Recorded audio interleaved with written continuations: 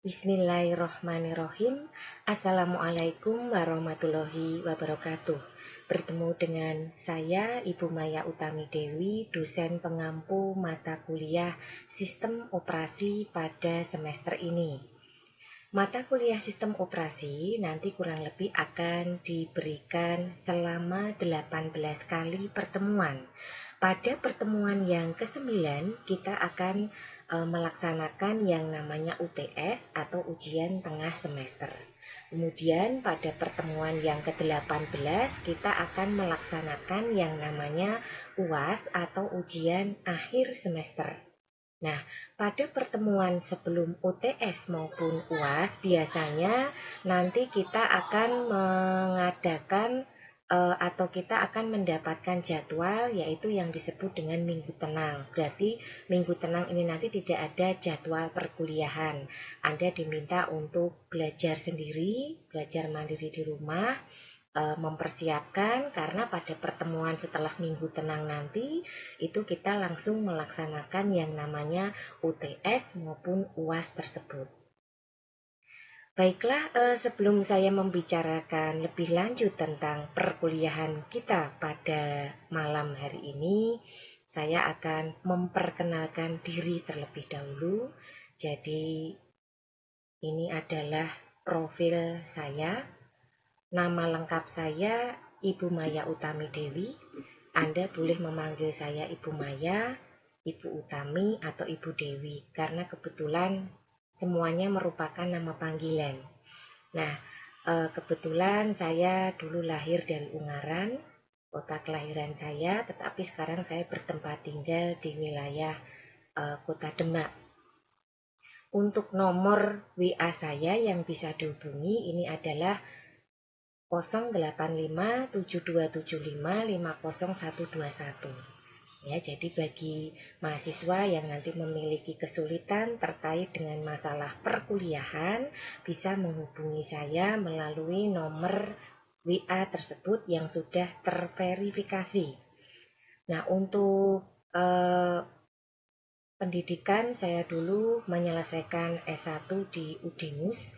Kebetulan lulus sekitar tahun 99 karena termasuk angkatan pertama untuk S1 pada saat itu. Kemudian saya melanjutkan S2 dan lulus tahun 2003 di Unagi Semarang mengambil jurusan Sistem Informasi. Karena kebetulan jurusan itu baru ada di Semarang pada saat itu. Nah, untuk status saya sudah berkeluarga dan memiliki satu orang putri yang sekarang duduk di bangku SMA. Baiklah, saya kira cukup untuk perkenalan diri saya dan sekarang kita akan mengarah kepada kontrak kuliah ya, karena saya yakin setiap dosen pengampu memiliki kontrak kuliah masing-masing sehingga nanti diharapkan dari kontrak kuliah tersebut kita bisa menghasilkan proses belajar mengajar yang tertib, bisa saling berkomunikasi, kemudian juga interaktif ya. Kalau ada pertanyaan juga bisa langsung ditanyakan dan kita juga bisa melakukan komunikasi dengan lebih baik. Sehingga kerjasama kita ini nanti akan menghasilkan nilai-nilai yang optimal buat mahasiswa semuanya. Baiklah, untuk kontrak kuliah saya yang pertama, Anda wajib melaksanakan absen. Untuk absen ini dilaksanakan karena kita melakukan perkuliahan secara daring, Anda masuk dan login melalui Siakat. Nah, itu nanti akan ditentukan atau tercatat bahwa Anda sudah absen untuk mengikuti perkuliahan yang saya ampu. Kemudian yang kedua, biasanya nanti saya akan menyampaikan berupa video materi yang akan di-share link channel YouTube-nya. Nah, di situ nanti biasanya pada setiap akhir pertemuan itu saya biasanya memberikan semacam kuis, di mana kuis ini memiliki tujuan untuk melihat seberapa dalam pemahaman mahasiswa semuanya terhadap materi yang sudah saya berikan. Nah, untuk kuis tersebut biasanya nanti akan dijawab pada kolom komentar YouTube channel, di mana sharing untuk link videonya sendiri nanti akan di-share pada WA Group. Nah, makanya bagi yang belum bergabung di WA Group, nanti bisa konfirmasi kepada saya juga bisa, kepada teman-temannya yang mungkin sudah masuk sebelumnya juga bisa ya. Karena WA Group ini wajib diikuti, mengingat banyak sekali komunikasi kita yang akan diadakan di WA Group tersebut. Nah, kemudian untuk PPT materi, ya, seperti yang Anda lihat pada slide berikut ini, itu akan saya sharing, akan saya share setiap pertemuan. Jadi Anda tidak perlu khawatir, Anda akan mendapatkan PPT materi, kemudian Anda hanya wajib untuk mengisi atau menjawab kuis yang akan diberikan pada setiap akhir pertemuan. Nah, untuk kriteria menjawab kuis nanti, usahakan untuk menuliskan identitas Anda secara lengkap. Jadi biasakan menggunakan nama lengkap, kemudian jurusan, dan satu lagi kota tempat kampus Anda berada. Karena kita ini kebetulan berbeda-beda ya, ada yang dari Kendal, Siliwangi, kemudian Weleri, Ungaran ya. Jadi di sini nanti itu bisa diinformasikan di identitas. Nah, setelah Anda menyebutkan nama lengkap, jurusan beserta asal kota, nanti silahkan Anda jawab kuis di bawahnya. Seperti itu. Nah, kemudian yang ketiga, biasanya nanti ada tugas. Nah, untuk tugas di sistem operasi ini biasanya dikerjakan dalam bentuk kelompok. Nah, untuk pembentukan kelompok biasanya nanti saya berikan setelah kita melaksanakan UTS. Jadi untuk persiapan mungkin juga kita sudah saling mengenal dalam kelompok WA Group yang kita buat itu antara mahasiswa satu dengan yang lain. Seperti itu ya. Nah, kemudian saya harapkan pada saat nanti UTS maupun UAS tidak ada tanggungan terhadap nilai harian ataupun nilai tugas. Jadi bagi mahasiswa yang masih memiliki nilai kosong untuk segera dilengkapi supaya di kemudian hari tidak mengalami kesulitan ketika saya melakukan penotalan terhadap seluruh nilai yang Anda dapatkan. Gitu ya. Nah, kemudian untuk proses UTS maupun UAS sendiri nanti soal itu bisa istilahnya kompleks ya, jadi ada yang sifatnya multiple choice, ada juga yang sifatnya isi. Nah, selain UTS maupun UAS, saya juga terkadang melaksanakan yang namanya responsi. Responsi ini seperti tes kecil. Ya, jadi dari beberapa kali pertemuan, saya akan mengambil beberapa bahan materinya, kemudian nanti saya berikan responsi. Nah, untuk responsi ini biasanya sebagai latihan bagi Anda untuk menghadapi ujian. Nah, kira-kira itu mengenai kontrak kuliah yang bisa saya sampaikan kepada Anda semua, dan saya kira tidak begitu sulit untuk diikuti ataupun dipahami. Intinya yang pertama, selalu lakukan login di Siakat untuk absen sebagai langkah pertama. Kemudian yang kedua, berikan identitas lengkap pada kolom komentar YouTube channel ketika Anda ingin menjawab kuis. Dan jawablah kuis pada kolom komentar YouTube channel setelah identitas Anda. Kemudian yang ketiga, link dari video YouTube channel ataupun PPT materi akan selalu saya share pada WA Group. Jadi bagi yang belum masuk ke WA Group, untuk segera konfirmasi sehingga nanti bisa saya share untuk link tautannya. Kira-kira seperti itu yang bisa saya sampaikan untuk kontrak kuliah pada semester ini, dan kebetulan untuk kelas sistem operasi malam gelombang yang ketiga ini jatuh pada hari Jumat ya untuk setiap jadwal perkuliahannya. Kebetulan hari ini hari Jumat tanggal 16 Oktober 2020. Nah, Baiklah, karena tadi saya sudah memperkenalkan diri, kemudian juga sudah menginformasikan tentang kontrak kuliah, sekarang kita akan langsung saja masuk pada materi kita malam hari ini. Nah, untuk materi kita malam hari ini masih membahas tentang pengantar dari sistem operasi. Tujuan umum daripada diberikannya mata kuliah ini kepada mahasiswa adalah supaya mahasiswa itu memahami tentang konsep dari sistem operasi. Nah, yang dimaksud dengan konsep dari sistem operasi itu dimulai dari sejarah awal munculnya sistem operasi, perkembangannya, sampai dengan implementasi penggunaan sistem operasi yang sesuai dengan kebutuhan dan perannya di dalam kehidupan kita selama ini. Jadi kalau kita lihat dari awal kemunculan sistem operasi sampai dengan sekarang, memang membawa pengaruh yang sangat besar dalam kehidupan kita. Bisa dikatakan dengan adanya sistem operasi ini banyak pekerjaan dari kita yang terbantu. Kita lihat dari berbagai bidang ya, jadi lebih kepada implementasinya. Sistem operasi ini sangat membantu, bisa dipergunakan dalam bidang transportasi misalkan. Jadi digunakan untuk menentukan jadwal penerbangan, ya, jadwal transportasi. Itu bisa menggunakan sistem operasi. Kemudian sistem operasi juga bisa dipergunakan di bidang pendidikan, ya. Apalagi untuk sikon sekarang ini, di mana sikon pandemi ini mengakibatkan semuanya itu serba dilakukan secara daring, secara online, dan ini betul-betul sangat membutuhkan peran serta sistem operasi. Ya, jadi luar biasa sekali untuk perkembangannya sampai dengan saat ini di bidang pendidikan, di bidang industri, di bidang perbankan, di bidang pertahanan keamanan, ya, hampir semua bidang, kalau bisa saya katakan seluruh bidang kehidupan yang ada di sekeliling kita ini sekarang sudah mengimplementasikan daripada penggunaan sistem operasi. Nah, ini tujuan umumnya. Berikutnya adalah tujuan khusus.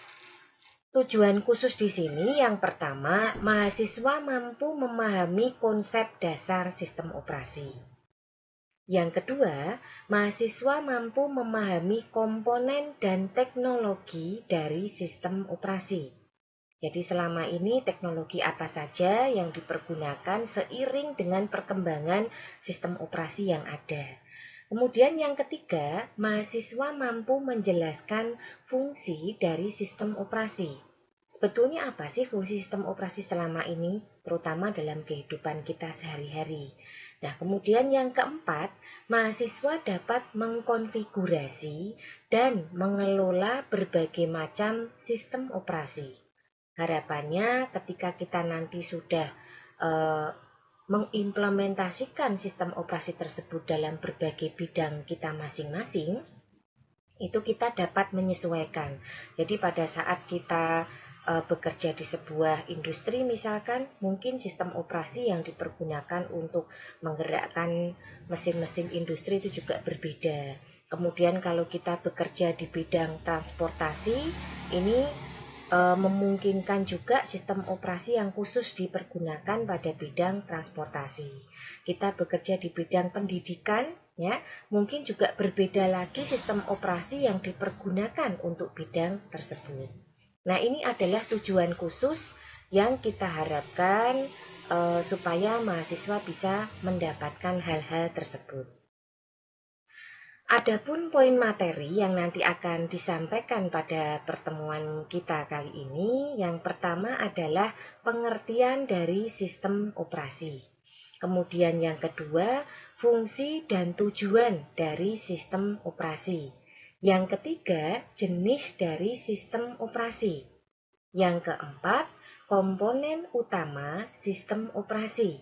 Yang kelima, perkembangan sistem operasi. Nah, kita akan melihat dulu kepada pengertian dari sistem operasi. Kalau kita lihat pengertian sistem operasi secara umum, sistem operasi yang terdiri dari atas komponen kerja dan memuat metode kerja yang digunakan untuk memanfaatkan mesin. Ya, jadi kita melihat di sini pengertian dari sistem operasi secara umum, suatu sistem yang terdiri dari komponen kerja dan memuat metode kerja yang dipergunakan untuk memanfaatkan mesin. Itu secara umum. Nah, kemudian operating system sebagai interface antara user dan perangkat keras atau user dengan hardware, berarti menyediakan mekanisme kepada end user untuk menggunakan utilitas yang disediakan. End user sendiri tidak akan mau tahu akan detail proses yang melibatkan komputer hardware, sehingga end user hanya berinteraksi via aplikasi yang disediakan. Nah, sebetulnya yang bekerja secara umum ya, kemudian dari awal mula supaya komputer itu bisa berinteraksi dengan kita, aplikasi-aplikasi yang dijalankan juga bisa kita lihat di sini, itu adalah sistem operasi. Nah, sekarang kita akan melihat kepada fungsi dasar dari sistem operasi. Kalau kita lihat bagian di sini, ini adalah user yang melakukan interaksi terhadap sistem operasi. Sistem operasi tadi akan menjadi penghubung media antara komputer dengan user. Ya, dimana di sini untuk komputer sendiri dengan mendapatkan tambahan fasilitas daya listrik, kemudian komen atau perintah, dan wawasan ini akan dapat memberikan hasil output yang dibutuhkan oleh user. Nah, berikut ini adalah fungsi dasar dari sistem operasi. Yang pertama, menjembatani hubungan antara hardware dan program aplikasi yang dijalankan oleh user. Ya, jadi di sini menjadi penghubung antara hardware dan program aplikasi. Jadi kalau tidak ada sistem operasi, maka aplikasi-aplikasi tidak akan bisa dijalankan pada komputer kita. Yang kedua, mengatur dan mengawasi penggunaan perangkat keras oleh user dan berbagai program aplikasi. Ya, jadi kalau kita lihat di sini, bagian pengaturan, apakah mengatur jadwal dari sistem operasi sendiri, kemudian kapan aplikasi-aplikasi itu dijalankan, mengawasi apakah ada masalah, kendala atau tidak pada hardware maupun aplikasi yang dipergunakan, ini adalah pekerjaan dari sistem operasi. Nah, kemudian yang ketiga, sebagai pengendali error yang terjadi pada komputer. Jadi, pada saat ada error, ada beberapa kesalahan atau hal yang tidak beres terjadi pada aplikasi ataupun hardware yang kita pergunakan, biasanya akan muncul semacam message atau pesan. Ya, kita lihat saja sebagai contoh, misalkan kita ingin menjalankan komputer kita bermasalah, nanti akan muncul semacam pesan di situ yang menginformasikan bagaimana intinya bahwa komputer itu tidak bisa dipergunakan karena ada kendala teknis. Ya. Kemudian mungkin ada masalah juga ketika suatu saat aplikasi yang kita pergunakan itu harus update dan sebagainya. Nah, ini juga ada tambahan-tambahan informasi. Nah, tambahan informasi tersebut yang memberikan semuanya itu adalah dari sistem operasi. Nah, kemudian yang keempat, mengatur sumber daya hardware. Kira-kira hardware apa saja yang bisa diatur di sini? Semuanya ya. Contohnya saja seperti printer, DVD-ROM, memori, dan lain-lain. Nah, jadi ketika kita menambahkan sebuah sumber daya pada komputer kita, biasanya nanti ada semacam pengaturan setting ya di situ.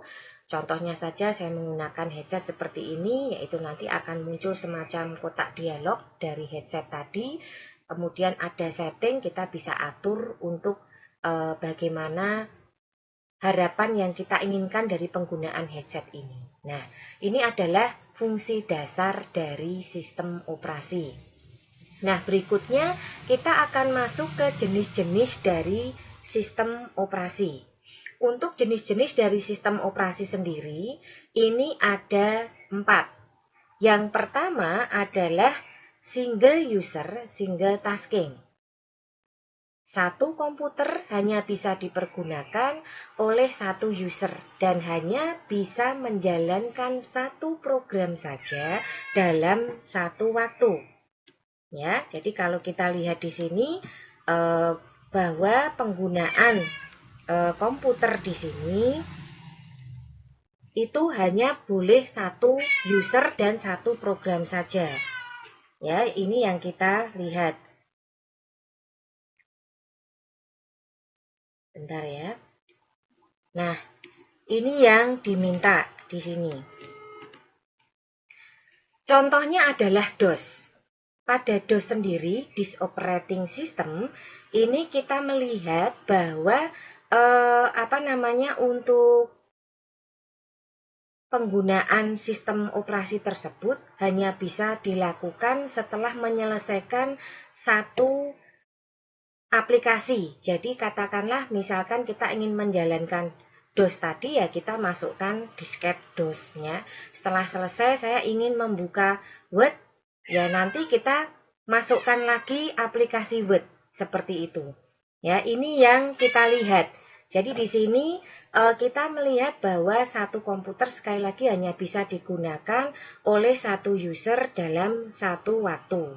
Nah, kemudian berikutnya untuk yang kedua, multi-user single tasking. Ya, untuk multi-user sendiri,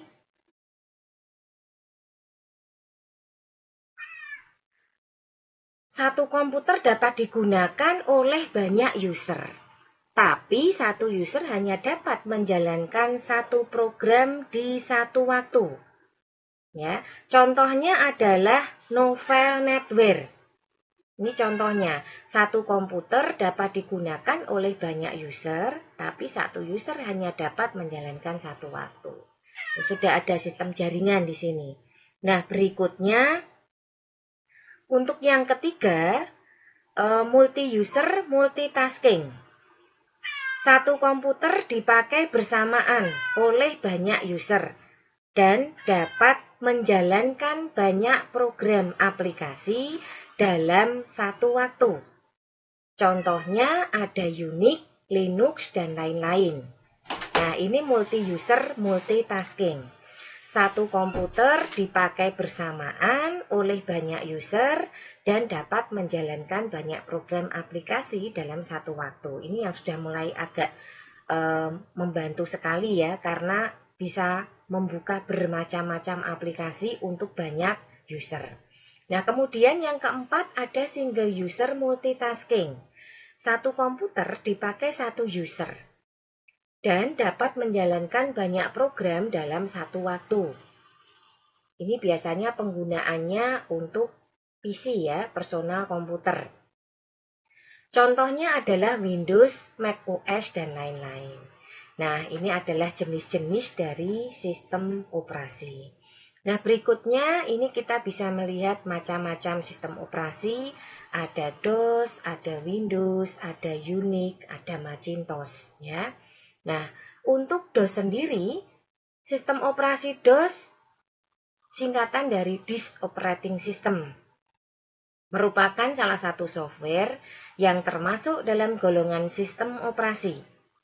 Disk Operating System biasanya dipakai pada media penyimpanan disk, baik disket maupun hard disk. Beberapa produk DOS sampai saat ini ada DOS 1, DOS versi 2, DOS versi 3. Untuk versi 3 sendiri mengalami perkembangan mulai dari DOS 31, DOS 32, dan DOS 33. Kemudian ada DOS 4, DOS 5, dan DOS 6. Nah, kita akan mencoba mengenal sedikit tentang sistem operasi DOS ini. Kita lihat dari sisi perintah yang dipergunakan di dalam sistem operasi DOS. Yang pertama yaitu perintah internal. Yang kedua, perintah eksternal. Jadi di dalam DOS itu ada dua jenis perintah yang dikenal. Untuk perintah internal sendiri merupakan perintah yang telah ada ketika memori komputer itu sudah berisi sistem operasi. Jadi begitu sudah ada sistem operasi yang terinstal, maka pada saat itulah perintah-perintah ini sudah hadir atau sudah ada. Contohnya adalah dir. Dir ini intinya kalau di Windows itu sama dengan seperti Windows Explorer ya. Jadi untuk menampilkan isi dari folder, isi file drive-drive kita, seperti itu ya. Kemudian untuk copy sendiri sama juga fungsinya, biasanya digunakan untuk menduplikasi data. Kemudian untuk del digunakan untuk menghapus, ren untuk mengganti nama, type untuk melihat tipe file, prom ya untuk membuat semacam tanda drive seperti itu. Kemudian mkdir itu untuk membuat direktori, singkatan dari make directory. Chdir itu untuk beralih direktori, singkatan dari change dir. Kemudian rmdir ini untuk menghapus dari direktori yang sudah kita buat sebelumnya. Diambil dari remove directory. Nah, perintah-perintah ini di dalam DOS harus kita ketik di dalam sebuah command prompt ya. Nah, nanti kalau kita ketik baru bisa dijalankan. Kemudian yang kedua yaitu perintah eksternal. Perintah eksternal ini pengertiannya adalah perintah-perintah yang memerlukan suatu file untuk memproses perintah tersebut. Jadi seandainya perintah ini dijalankan, membutuhkan file eksternal di sini. Tidak bisa langsung internal DOS itu menyelesaikan seperti perintah dir, copy, del, dan lain-lain. Nah, contohnya adalah label. Ini membutuhkan file label.exe. Kemudian tree, del tree, discopy, format, xcopy, dan lain-lain. Jadi kalau kita ingin memformat, kita membutuhkan satu aplikasi tambahan format .com di sini ya, yang intinya untuk file format tersebut itu dipergunakan untuk memformat file kita. Begitu ya. Jadi ini yang kita lihat dari perintah eksternal. Nah, berikutnya kita beralih pada sistem operasi Windows. Sistem operasi Windows ini sudah sangat populer, diperkenalkan pertama kali tahun 85. Semula untuk Windows ini diperkenalkan dengan nama Interface Manager. Pemakaian OS ini pada awalnya tidak terlalu menarik. Ini terjadi hingga diperkenalkan versi yang terbaru yaitu versi 3 pada tahun 90-an. Nah, adapun keunggulan daripada Windows dari sisi tampilan, di mana dia berbasis GUI, singkatan dari Graphical User Interface. Disebut berbasis grafis di sini karena ketika kita ingin membuat sesuatu, secara visualnya itu sudah kelihatan. Dari kita belajar menggunakan sistem operasi ini saja. Yang pertama akan ditampilkan sebuah tampilan visualisasi yang cukup menarik, berbeda jauh dengan yang ada di DOS. Kemudian seandainya kita ingin membuat sebuah kotak, ini kita cukup mengklik simbol-simbol yang sudah disediakan dan banyak sekali di dalam Windows. Tinggal kita klik, dragging bawa ke tengah, bisa kita perbesar, bisa kita perkecil sesuai dengan keinginan kita. Berbeda dengan di DOS. Ketika di DOS kita ingin membuat sebuah kotak saja, kita harus menentukan koordinat dari X1Y1, X2Y2, kemudian X3Y3, X4Y4. Dari masing-masing titik tadi, kita tarik sebuah garis. Baru membentuk sebuah kotak. Demikian juga kalau ingin membuat sebuah lingkaran, kita harus menentukan dulu jari-jari, diameter, dan sebagainya. Nah, ini cukup rumit ya, cukup ribet, berbeda dengan penggunaan Windows. Nah, dalam Windows pun ketika kita belajar, seandainya kita ingin melakukan proses penyimpanan, kita cukup mengklik gambar disket. Ya, kemudian ketika kita ingin membuat sebuah dokumen baru, ya nanti akan muncul sebuah lembar kertas baru. pengen mencetak akan kita klik saja yang tombolnya atau gambarnya itu printer. Nah, ini memudahkan orang untuk belajar karena ada visualisasi yang cukup jelas. Inilah kelebihan daripada Windows. Nah, kemudian di sini ada standarisasi proses. Yang dimaksud standarisasi proses di sini bahwa user itu ketika menggunakan tidak perlu menghafal, berbeda dengan DOS tadi. Di DOS tadi memang kita diwajibkan untuk menghafal beberapa perintah. Ada perintah internal, ada perintah eksternal. Nah, kemudian proses artinya dengan memakai OS ini suatu data dapat dipakai bersama dan dapat dipindahkan dari satu aplikasi ke aplikasi lainnya dengan mudah. Investasi yang menarik, artinya semakin banyak produk software yang mendukung OS ini. Fasilitas multithreading dan preemptive multitasking sehingga kinerja multitasking lebih responsif. Dengan fasilitas ini, beberapa program dapat dijalankan secara bersamaan. Kemudian kita beralih ke sistem operasi mobile.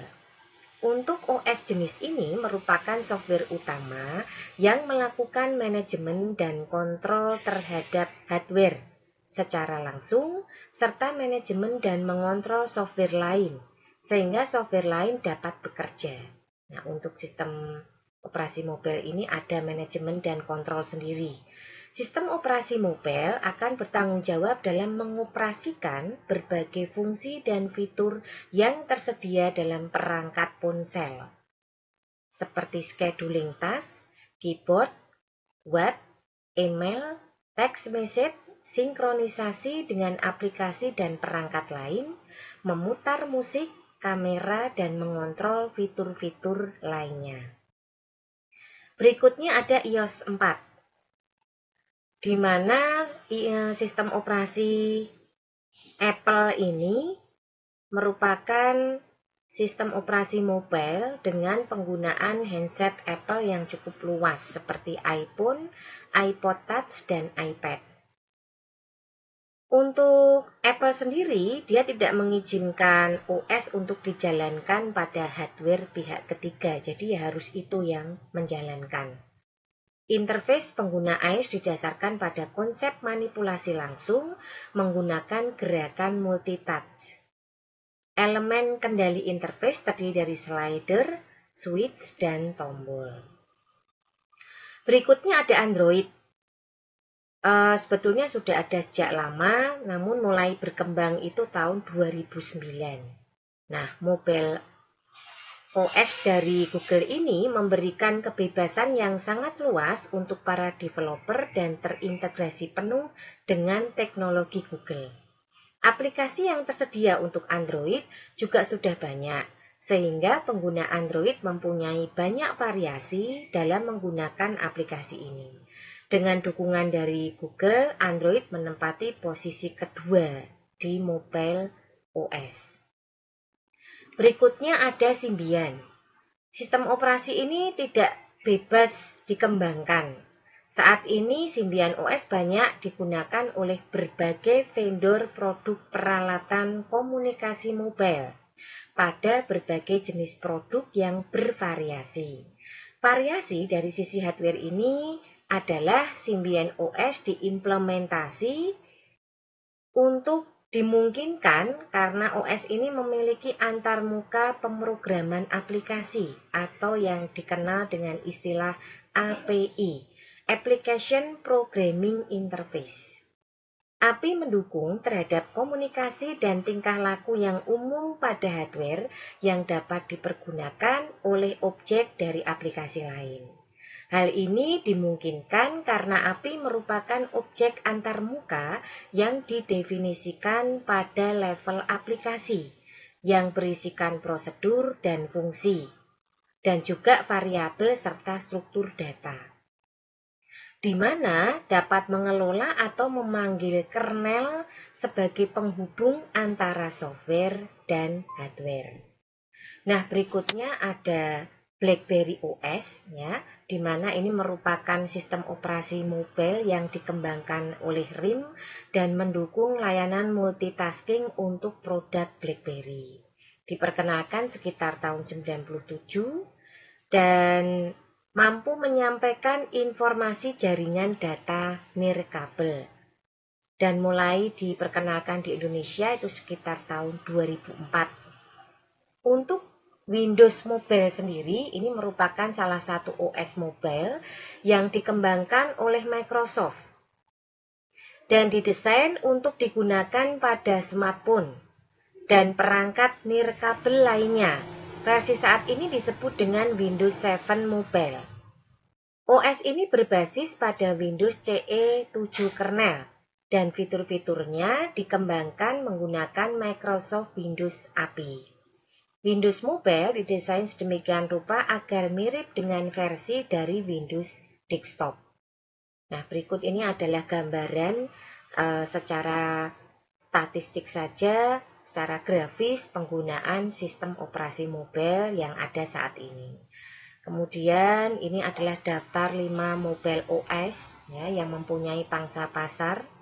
Jadi khusus untuk mobile operating system itu punya kelompok sendiri. Itu tadi adalah beberapa contoh sistem operasi. Berikutnya kita masuk pada komponen utama dari sistem operasi. Nah, di sini ada 3, yaitu ada kernel, file, dan user interface. Untuk kernel sendiri merupakan kumpulan program yang membentuk sistem dan melayani bermacam program aplikasi untuk mengakses hardware secara aman dan terkendali. Sedangkan file ini merupakan file-file yang dibentuk atau dijalankan oleh sistem operasi. User interface itu merupakan interface yang menjadi sarana interaksi antara user dan komputer. Nah, untuk bentuk umum user interface sendiri itu ada 2. Yaitu CLI atau yang dikenal dengan istilah Command Line Interface yang visualisasinya seperti ini. Ada command line-nya, kita mengetikkan perintah-perintah di situ. Kemudian yang kedua adalah GUI atau Graphical User Interface. Visualisasinya seperti ini. Berbeda ya, untuk tampilannya sudah bisa dilihat. Nah, kemudian untuk kernel sendiri, ini bisa kita kategorikan menjadi beberapa jenis. Yang pertama yaitu monolithic kernel. Yang kedua mikrokernel. Yang ketiga hybrid. Yang keempat exokernel. Untuk kategori monolithic kernel ini ada hubungan antara kernel dengan software. Sedangkan pada mikrokernel ini ada hubungan antara bagian kernel, server, dan software. Ya, di mana di server dan software ini ada IPC. Server nanti akan langsung melakukan in dan out dengan pihak kernel. Kemudian pada jenis hybrid itu ada kernel yang di dalamnya ada server. Melakukan komunikasi in dan out dengan aplikasi. Dan jenis yang keempat untuk exokernel itu ada bagian kernel yang melakukan komunikasi in dan out dengan pihak library, dan pihak library ini menjadi media antara kernel dengan pihak aplikasi. Nah, ini adalah jenis-jenis atau kategori dari kernel. Kira-kira itu yang bisa saya sampaikan untuk materi pengantar kita pada malam hari ini. Harapannya semoga apa yang saya sampaikan ini bisa dipahami. Nah, seperti biasa sesuai dengan apa yang saya informasikan di depan tadi, ada kuis yang saya berikan kepada Anda dan nanti bisa dijawab pada kolom komentar YouTube channel. Jangan lupa sertakan nama Anda secara lengkap, kemudian jurusan dan asal kampus ya, kota asal kampus. Nah, untuk yang pertama pertanyaannya adalah jelaskan pengertian sistem operasi secara umum. Yang kedua, sebutkan macam-macam sistem operasi. Kemudian yang ketiga, sebutkan 2 jenis perintah di dalam sistem operasi. Nah, ini yang dimaksud adalah sistem operasi DOS ya. Kemudian yang keempat, sebutkan 2 fungsi dasar sistem operasi. Saya hanya minta 2. Tadi kurang lebih ada 4 fungsi sistem operasi. Nah, kemudian sebutkan 2 keunggulan Windows. Silahkan Anda jawab masing-masing dari pertanyaan kuis tadi, dijawab secara singkat saja, dan jangan lupa sertakan identitas Anda supaya bisa terekod dengan baik. Baiklah, kira-kira itu yang bisa saya sampaikan. Jika nanti masih ada yang belum paham, silahkan ditanyakan baik melalui WA Group atau bisa langsung japri kepada saya. Jangan lupa nanti prosesnya masuk login, siakat dulu untuk absen. Setelah itu kita buka link YouTube channel yang nanti akan saya kirimkan video linknya di WA Group. Jadi Anda tidak usah buru-buru ya. Kemudian nanti setelah Anda selesai untuk melihat video materinya, Anda bisa jawab kuisnya melalui link video yang sudah saya sharekan tadi. Untuk PPT materi, sesuai dengan janji saya, tetap saya share di grup seperti biasa. Baik, kira-kira itu saja yang bisa saya berikan. Mohon maaf jika mungkin dalam penyampaian tadi ada hal yang kurang berkenan.